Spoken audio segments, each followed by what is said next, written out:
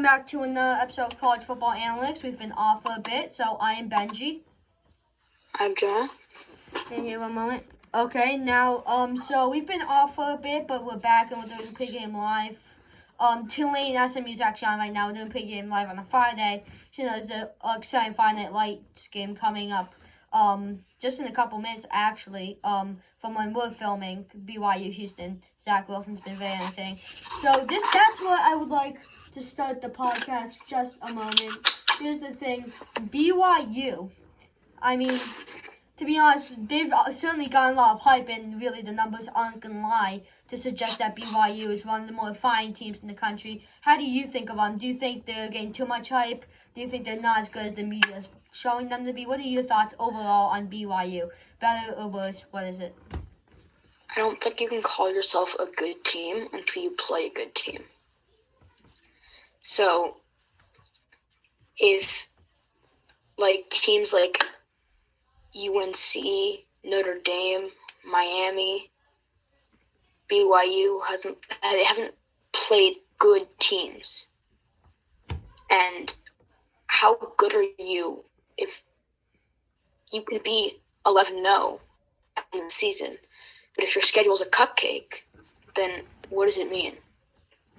You don't know. So. Yeah, I mean, I could agree with you, but I feel like tonight is really a good test for them.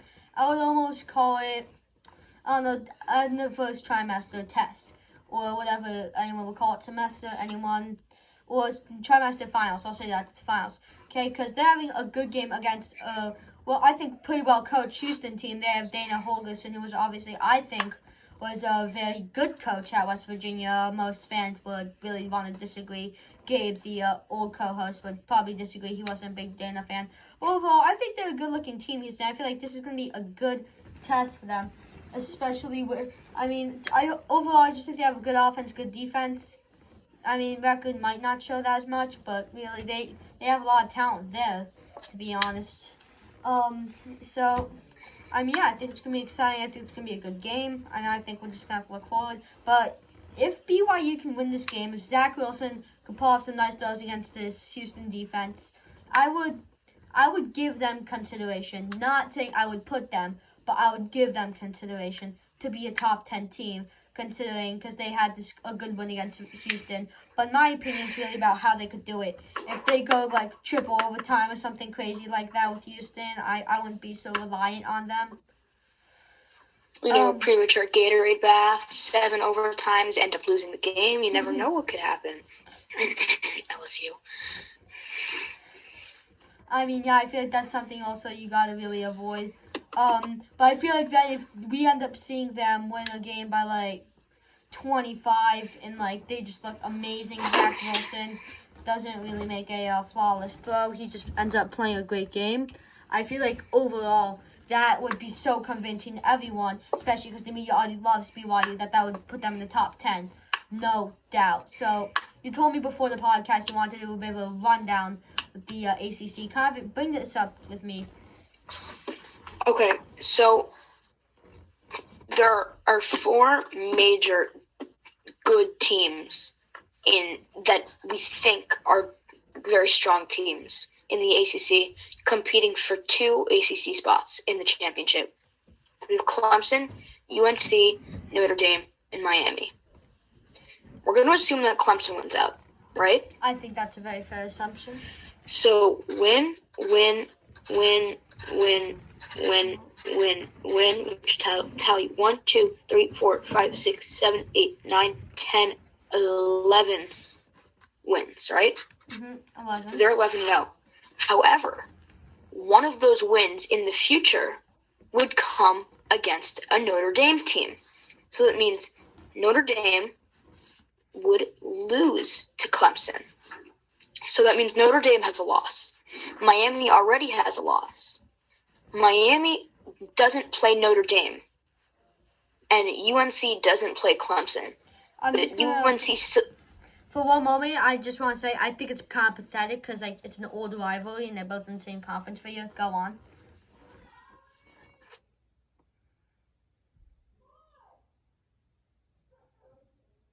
Hey, Jonah, you're lagging a bit on us. UNC. The other team's sides are going to win out. Wait, So can we track back a bit? You kind of lagged out on us.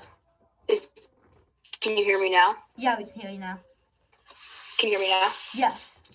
So I would assume that besides the UNC game, Miami is going to win out, right? Can we both say that? Yeah. So that beats Pitt, Virginia, NC State, Virginia Tech, Georgia Tech, Wake Forest. So before the UNC game, Miami would be 1, 2, 3 and 1, 4 and 1, 5 and 1, 6 and 1, 7 and 1, 8 and 1, 9 and 1 before the UNC game. We're also going to assume the same for Notre Dame, right? Mhm. So we win. So that means before Notre Dame plays UNC, Notre Dame would be 1, 2, 3, 4, 5, 6, 7, 8, 9 and 1, same as Miami. We're also going to assume UNC wins out besides the games versus Notre Dame and Miami. We're going to call toss-ups, right? So win, which would leave them at 1, 2, 3, 4. Sorry, 1, 2, 3, 4, 5, 6, 7, 8, 9 and 0. So that means we have Miami at 9 and 1, Notre Dame at 9 and 1, UNC at 9 and 0, and Clemson at 11 and 0. They will take the first spot. That's it. No doubt in my opinion, because I believe they're the one team. So that means you have Miami, who's 9 and 1, Notre Dame 9 and 1, UNC 9 and 0, but has to play both of those two teams. So if UNC loses to Notre Dame, we'll say UNC loses to Notre Dame, so we'll give Notre Dame a win. Mm-hmm. Okay? That means Notre Dame ends up 10 and 1, and then so it's UNC is 9 and 1 versus a Miami team 9 and 1. Now it's going to come down to this: who wins, Miami or UNC? I say in this scenario, we'll let Miami win. Okay? Yeah, I even think Miami's gonna win IRL. I agree too. So that means Miami ends up 10 and 1. Notre Dame ends up 10 and 1, and UNC, with losing both of those games, goes to 9 and 2. So this is how it ends up right now, with Clemson guaranteeing the 1. But now it's between Notre Dame and Miami. Both have 10 and 1 records. Both lost to Clemson, but both haven't played each other. So I don't know what the tiebreak is, but this can go a bunch of different ways. Is that there's 3 elite teams that we think are elite, we can't guarantee, are vying for one ACC championship spot, and that's going to be intense. As I said, they broke the system. This could have been easy solved if they just made Miami, think about it, who's an easy team? If, let's say Notre Dame, I think they're playing, Wake Forest. You could easily take them off, put Wake Forest against another team that Miami could be playing that week. Boom, you have a game right there. Then, boom, you could put Miami and Notre Dame in the same spot. Because I feel like they really broke it, especially, first of all, in my opinion, it's one of the greatest rivalries in college football. Top 15, maybe even top 10. Maybe top 5. You just lagged out there, but I know what you mean. Yeah, so, exactly. Catholics, convicts, great rivalry. Take me back to 2017. Take me back to but the thing is, Miami, I watched a lot of 30 for 30s about it over quarantine, I'm going to be honest. Yeah, you just got up there again, but that's okay. But the thing is, Miami and Notre Dame don't play. UNC and Clemson don't play. So if everyone played everyone, this would solve out. But everyone doesn't play everyone, so it's very tough. So it's going to come down to the UNC Miami game is going to be big, and the Notre Dame UNC game is going to be big. So because Miami's already lost. So if Notre Dame or UNC if Notre Dame beats Clemson and UNC, they're in. And I believe if they beat Clemson but lose to UNC, they're also still in. Wait, No, scratch that. They probably wouldn't be. But it's going to come down to Miami UNC and Notre Dame UNC. Those are two big games, not only in the conference, but in the entire college football playoffs, because I think there's a good chance that for the first time, I think ever in the 4 college football playoffs, there will be 2 ACC teams playing. Yeah, so here's the thing, though. You're clearly more educated on the ACC than I am. I'm just going to say that right here. But here's the thing. What could the ACC do if, let's say, in this really unlikely scenario, Clemson has already beat Miami? Clemson's already beat Miami, so that's already first part of the scenario. But then Clemson has won. They've won out. They beat Miami, okay? No, I'm not saying they won out, okay? Just listen. Clemson has beaten Miami. Then Miami loses to I think Miami loses to UNC. Miami's done. And then I think that's Miami beats I messed up. Miami loses to Clemson, beats UNC, who beats Notre Dame, who beats Clemson. Almost a domino effect. What would the ACC do in this unlikely scenario? That's going to be a heck a lot of tiebreakers and a bunch of players and coaches who will be pissed if they don't make it. Don't make me throw Virginia Tech into that mix. We're going to make that chaos if I do. That means, no, Virginia Tech is playing Miami. Virginia Tech has already played UNC. Have they played UNC? Yeah, they've already played UNC. Yeah. I'm saying if we could throw it in against Miami. And Virginia Tech is playing 3 of the 4 teams. If they win out, that beating Miami, UNC, and Clemson, they're the number 1 team. But I would think they would make the playoff. All hell would break loose if that happened. Sorry, Miami beats UNC, who beats Notre Dame, right? And Notre Dame beats Clemson. That means all teams would be 10-1.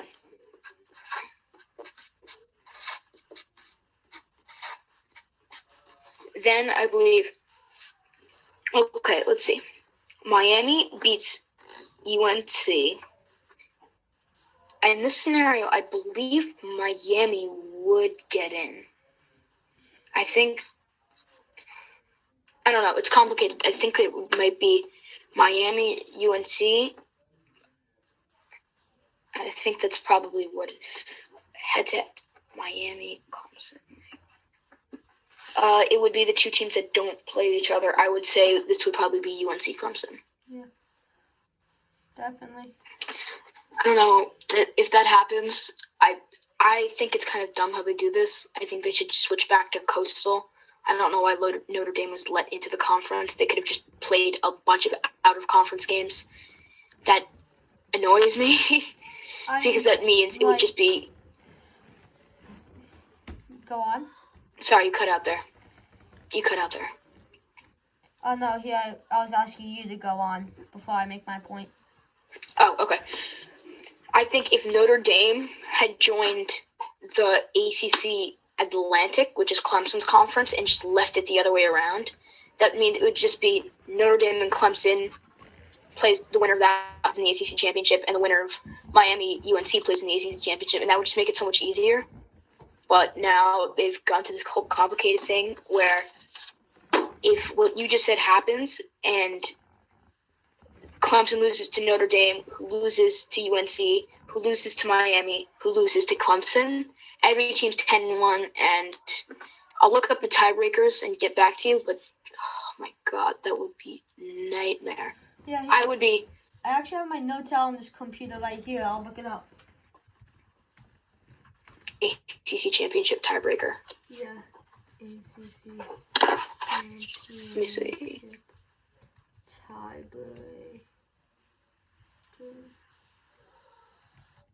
Tiebreaker.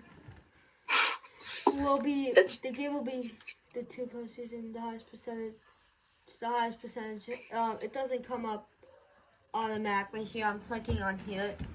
Somebody. It would be the best conference win percentage, but all of them are in the same conference, so they would all share one loss. I know, that's... I mean, so I'm right not now, even get into logistics. Technically, Miami is in 6th, tied for 6th, but that's only saying that because they've happened to lose a conference game against Clemson. Yeah, so right now it says that North Carolina State and BC are ahead of Miami, but that really means nothing. College, I do think it's a good team, though. But, okay, so moving on from that, so overall, that's what I want to bring my next into. This is another good game that we should probably have this weekend. I just have to get to my notes real quick. Yeah, but the next good game we have is Virginia Tech and Boston College. So that's what you were going to say? Oh, I was thinking something else. I mean, it's not the biggest game this weekend, but I think it's a big game. The biggest game this weekend is clearly Alabama and Georgia, and if you think otherwise, this might not be the channel for you. I agree with that. Also, BC, are they that good? I think they're going to be entertaining. I mean, they beat a mediocre Pitt on a missed extra point that you can probably kick. I mean, honestly, Djokovic, I mean, he's a good quarterback, but I feel like Jalen Gill will transfer from Ohio State. He needs to do more. He needs to contribute more to his team if he really wants them to win. I mean, I feel like he was like the hype recruit. He was a 5-star recruit coming out of high school. He was like the best team in the country. All his hype. And he transferred from Ohio State. If I was a Boston College fan, I would be hyped. But like, he ends up. There are so many quarterbacks that go away from Ohio State. Burrow, Martell. No, Jalen Gill's a wide receiver though. He's a wide receiver. Fair enough. I mean, that is true though. I mean, it's just like Jake Fromm set that whole effect because. It was involved with. I remember I put this thing on my IG story. How it both benefited Ohio State and Miami because Martell went to Miami and Fields went to Ohio State. You put too much Ohio State stuff on your Instagram story that I just can't even remember. Don't follow me then. Okay. I would, but then I'd get like 50 text messages. You'd be like, "Why'd you unfollow me? Why'd you unfollow me?" And this is about time when Benji's about to plug his Instagram, so. Like, make a new go hit me up, blah, blah, blah, blah, blah, blah. Even though it's already on screen. Anyway. Slight plug right there.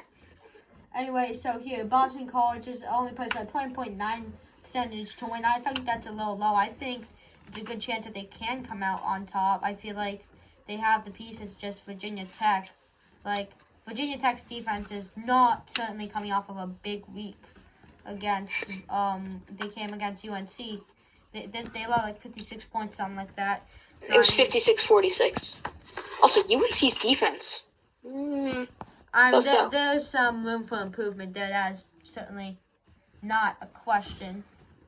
But, I mean, to be honest... Also, am I the only one that thinks it's really annoying how all the schools suddenly have like knockoff turnover chains? I mean, I like the OG turnover chain. I think I even saw Ole Miss pull one out. I mean, if I were a Miami fan, I would definitely find that annoying because like that's something that like Miami like. But think about it, though, if there's like 18 years from now, it's like the thing in college football, everybody gets that chain when they get a turnover. Like you're gonna be kind of happy because you're gonna be like you're probably gonna have a family and be like, hey, you know who started that tradition? Miami. Like that's something that I'm proud of because I'm a Ohio State fan. Lee Corso's first headgear was Ohio State. I'm definitely in 1995. Like, yeah, and like I'm just gonna be saying, hey, you know who started But it's not a knockoff. It's like him choosing to do it. And, no, I mean, but it's still a cool thing that he started it with Ohio State. But I think it's really weak sometimes because I remember it was I think it was last year. It was like the first game of the week, like first game of the season. Tulane interception. Out comes the turnover beads. What? Like, gotta work on it.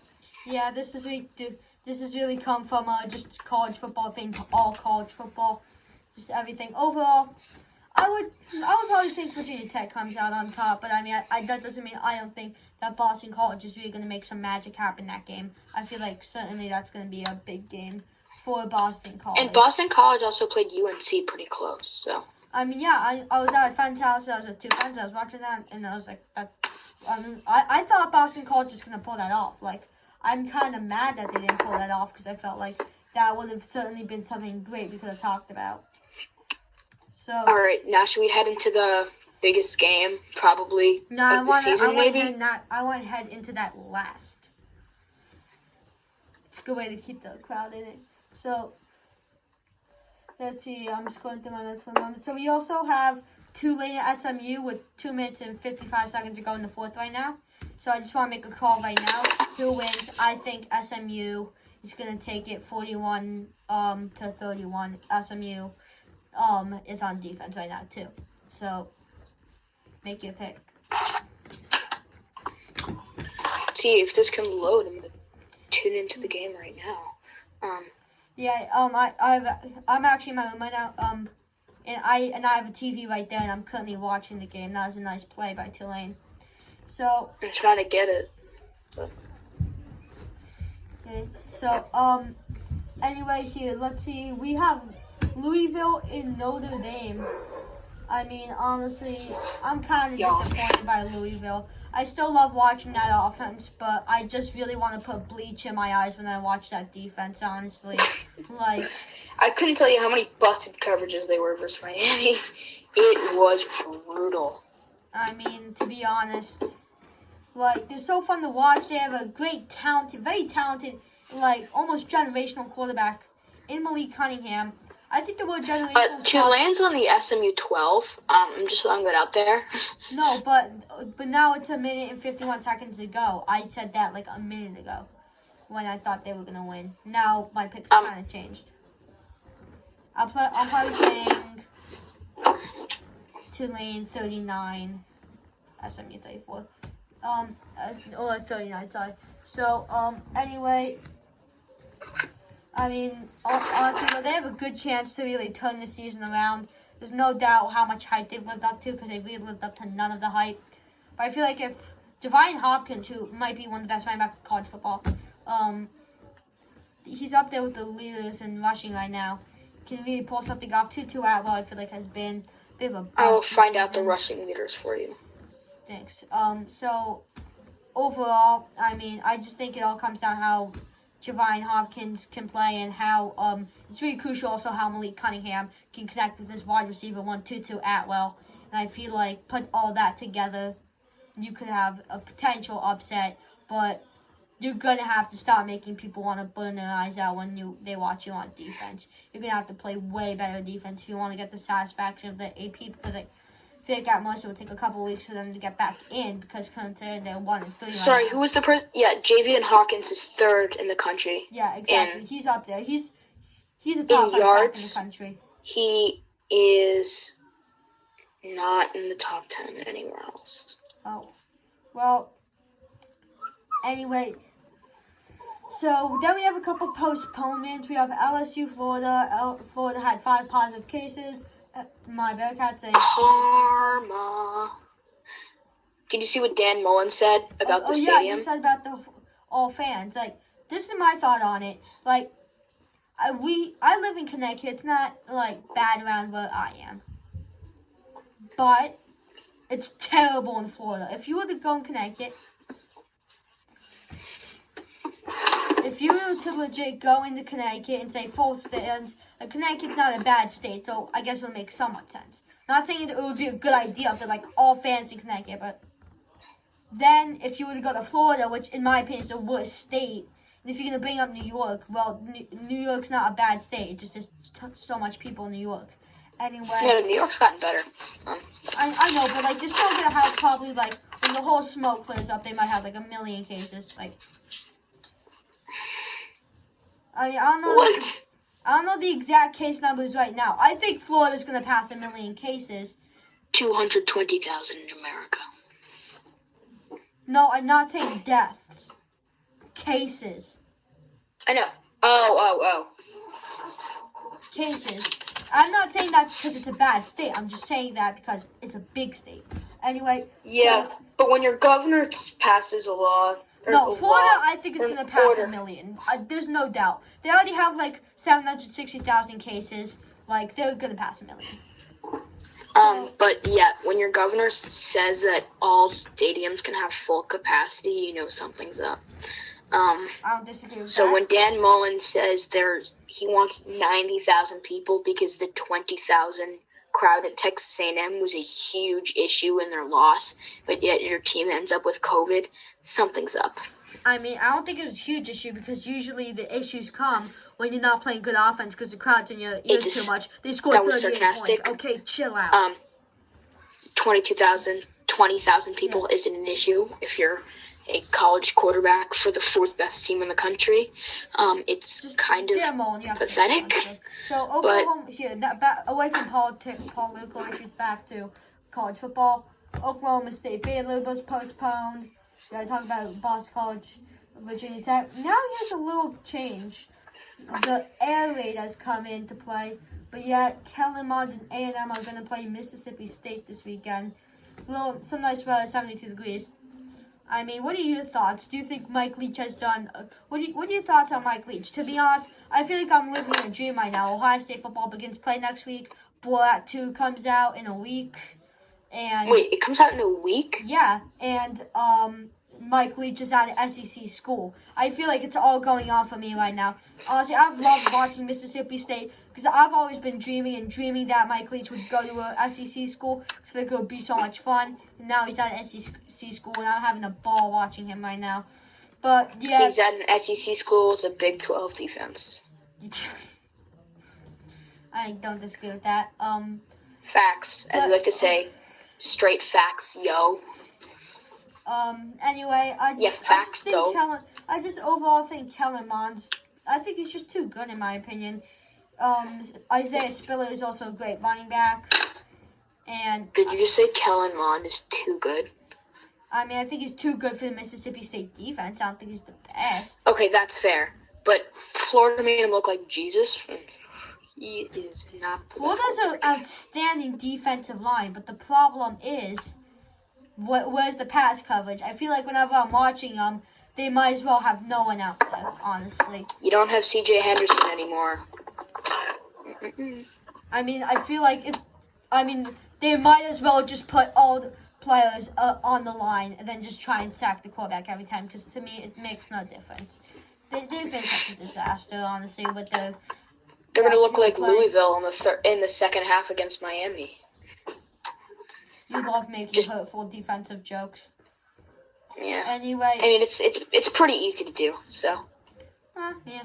I mean, also, I just got news of less than an hour ago, as of the time we're making this video, that the Florida's game next week was also postponed. I believe that was against Ole Miss.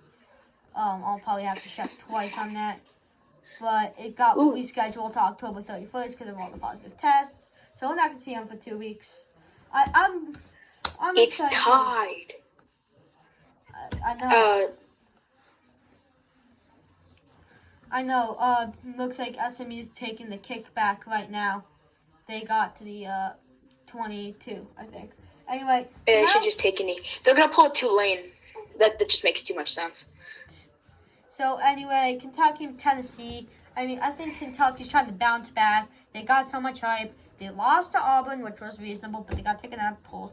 And now they're just out completely at 1-2. And they have a great game to bounce back. I feel like this is the great bounce back game. They're 1-2, and they just have a great opportunity to bounce back. Almost like Louisville and Notre Dame. I feel like just like that game, this could be Kentucky's chance to change the course of the season. It's not too early. You've played 3 games, okay? Once you surpass 5 games at this season, not in a normal season, but this is obviously no normal season by any standard. Yeah, but Old Miss should have won versus Auburn. Like, the refs kind of blew it there. I was watching that game. That was pathetic. I mean, yeah, but anyway, overall, to be honest, I mean, I still gonna go with Tennessee, but I feel like this, if Kentucky wants to change the course, this is the chance. They're not gonna get another chance. and this is just their one chance. Also, it's official now that all teams will be playing the bowl game this year, which I personally think is awesome because I want to see like Rutgers and Wait, Rutgers all and teams are going to be playing in a bowl game? Yeah. That means there's going to be like 100 bowl games. Yeah, it's gonna be a lot of bowl games, and I just want to see Rutgers and like Kansas in the game. Screw it, last we're going time to Kansas go pay got $300 and sponsor a bowl game now.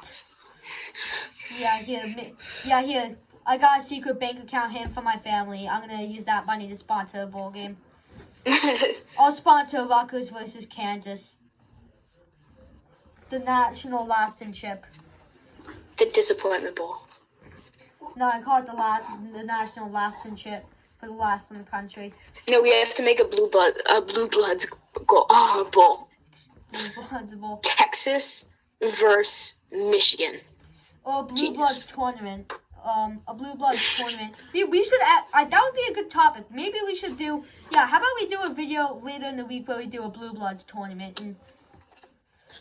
Sim it on your Xbox. Yeah, I'll sim it on. I'll warm up the box. You could come over. We'll have some nice cookies and we'll warm up the box and see what happens. Yeah. And so anyway, Clemson, Georgia Tech. Georgia Tech. New coach, just not a very overall hard second year for them. Overall, I think this is just going to be one of those games for Clemson, 59-0, that type of game. I mean, is there any Miami only lost by 25 to Clemson? Very impressive. I mean, Clemson is so good. Like all around, they're so good. Yeah, I feel like they only have two threats this year, and those threats are Alabama and Ohio State. Those are the only teams I think are capable. I think Clemson's on another level this year. ETN looks fantastic. Their offensive line looks fantastic. Oh, they look so good. I kind of beg to differ there because they have been looking good, but to be fair, they look good against Miami, but they need more experience. Jackson Carmen's really the only great experience that they have. And if they want to win a bunch of playoff games, I feel like they're going to need much more experience on the offensive line. I agree that they could be overall a good unit, but like experience is crucial. And I feel like when you have only one guy who was really in that situation, the playoff, who was starting and he was the big man, and Jackson Carmen, I feel like that's definitely something that they're going to have to fill a void if they come to playoff. Agreed. So, anyway.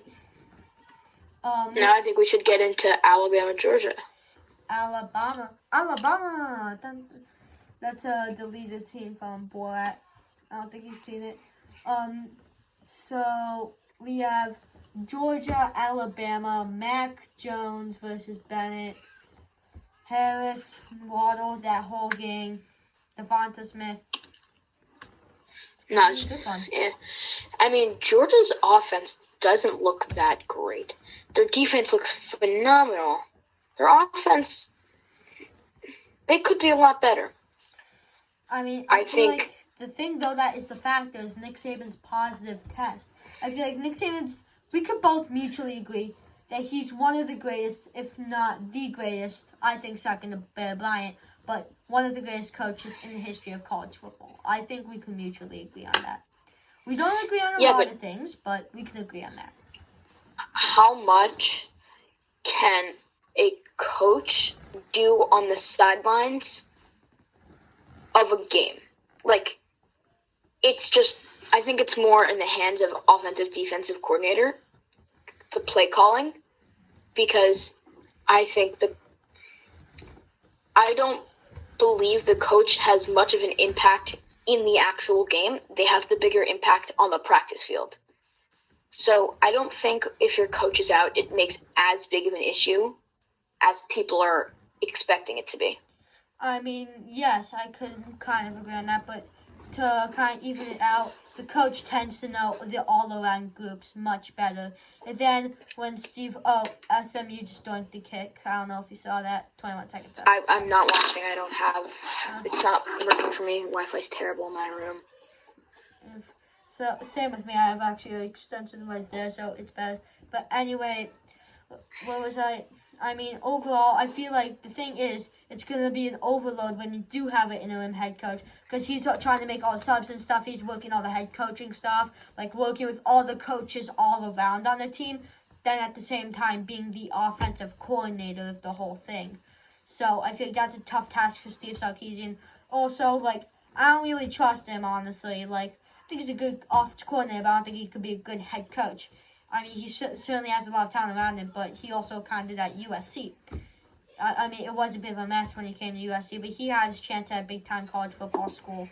And overall, I just think he blew it there, and I don't think he's going to be great against Georgia, and that's why I think I might pick Georgia to win. Oh, I just said an article.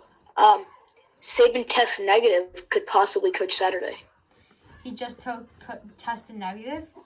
I mean, they're definitely going to have to do, like, at least 3 more tests, because you'd rather be safe than sorry. Showed on Thursday that he is negative for COVID, the university announced. Do you think it might have been a false positive? I don't know. I'm sure they have the best testing that you can get at a big-time football university like Alabama. But I mean, that doesn't mean there can be false positives.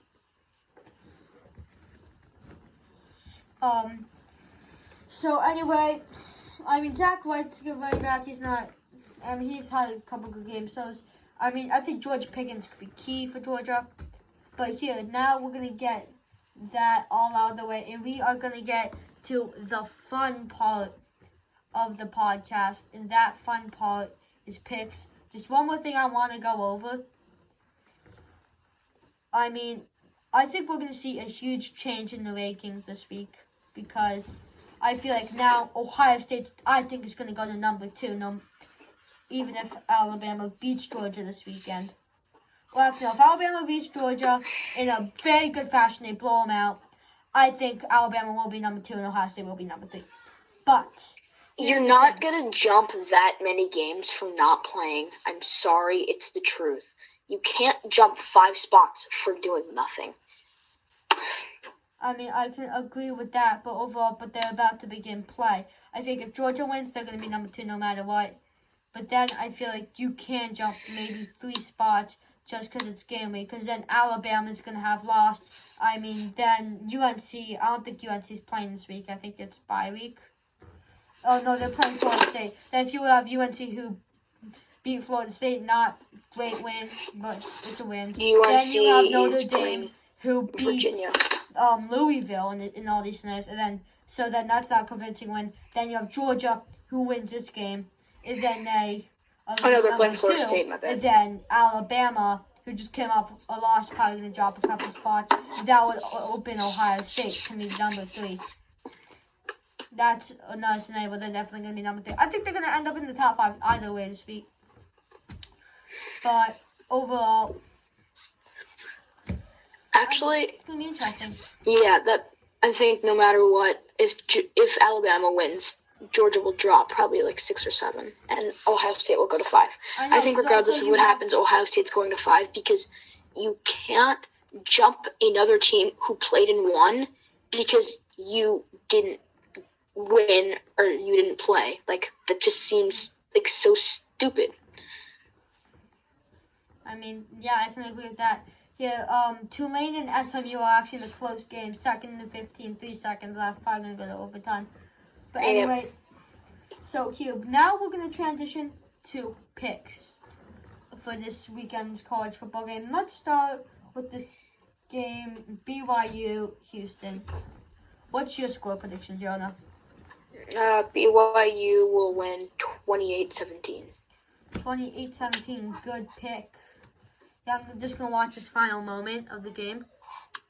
No, overtime. So, I think BYU is a great team. Zach Wilson, and they might have a night. I'm probably going to say 42. I'm going to say 42-24. I feel like they're just going to have a nice night, smooth sailing, and everything like that. So, I think they have a good night tonight. And then, Clemson, Georgia Tech. You know, I thought about it. Georgia Tech's going to win 59. Oh, wait, I mean Clemson. I'm just kidding. Clemson will win big time 45-6. in my opinion, Georgia Tech's going to get lucky if they score. Give me 59, Clemson. Don't put anything on for Georgia Tech on me. Then, one we forgot to talk about, you're probably ashamed because you're a Miami fan. Pittsburgh and Miami. I'm saying Miami bounced back. I really couldn't care. It's not a big matchup or anything. It didn't really deserve to be talked about. I mean, overall, though, it is a bounce back game. I think Miami bounces back. I would say probably 35-17. I would put this game more of like the 42-10. Miami, I say three times they're gonna bring out the chain. It's gonna be a hat trick. Bling day. Also, you gotta bring out the touchdown rings.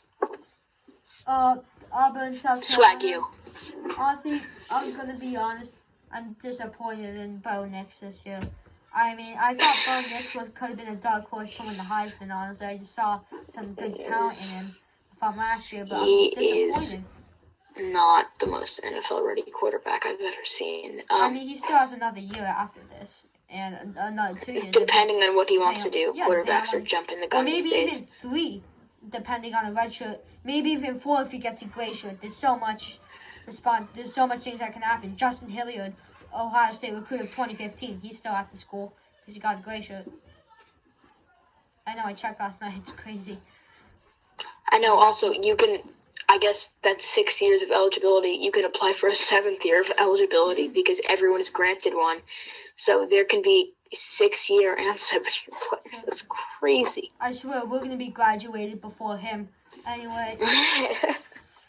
2029. Bring out the 9.